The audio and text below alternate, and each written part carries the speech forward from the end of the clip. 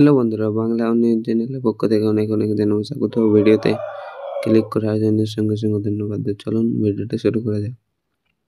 তো school pass এখানে শুরু হয়ে গেছে, পাস ফেল অষ্টম শ্রেণী পর্যন্ত, আবার পাস ফেল বড় সিদ্ধান্ত শিক্ষা মন্ত্রক থেকে কবে থেকে দেখে নিন।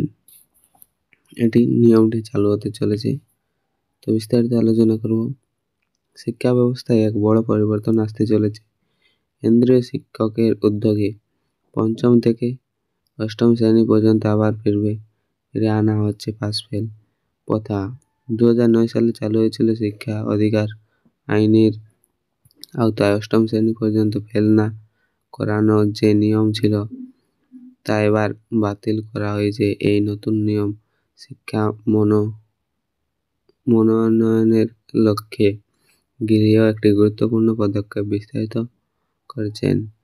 পঞ্চম শ্রেণী থেকে অষ্টম শ্রেণী পর্যন্ত আবার চালু পাস ফেল শিক্ষা মনোনয়নের সিদ্ধান্ত শিক্ষা মন্ত্র থেকে।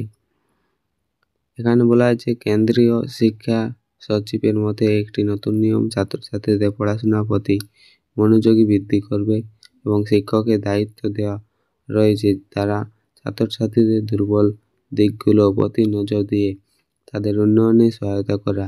এক নজরে নতুন নিয়ম বিবরণ। বার্ষিক পরীক্ষা বাধ্যতামূলক। পঞ্চম এবং অষ্টম শ্রেণী পরীক্ষা অংশগ্রহণ করতে হবে এবং পরীক্ষায় পাস করার শর্ত এবং পরীক্ষায় পাস না করতে পারলে ছাত্রছাত্রীদের 2 মাসের মধ্যে পুনরায় পরীক্ষার সুযোগ পাবে।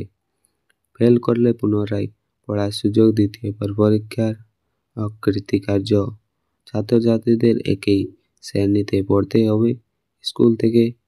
স্কুল থেকে বহিষ্কারের নিয়ম নেই। কোনো ছাত্রছাত্রীদের ফেল করলে তাদের স্কুলে থেকেই বহিষ্কার করা যাবে না।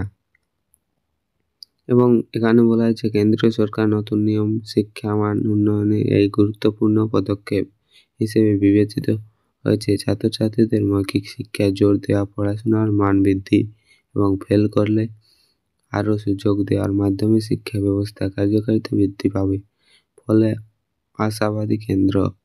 পশ্চিমবঙ্গ কবে থেকে চালু হবে? পশ্চিমবঙ্গে এখনও এ বিষয়ে চূড়ান্ত সিদ্ধান্ত নেওয়া হয়নি, তবে কেন্দ্রীয় নিয়ম অনুযায়ী রাজ্যে শিক্ষা নীতি পরিবর্তন আসার সম্ভাবনা রয়েছে। পশ্চিমবঙ্গ সহ অন্যান্য রাজ্যগুলি এই নিয়ম গ্রহণ করলে শিক্ষা ক্ষেত্রেও ইতিবাচক পরিবর্তন দেখা যাবে।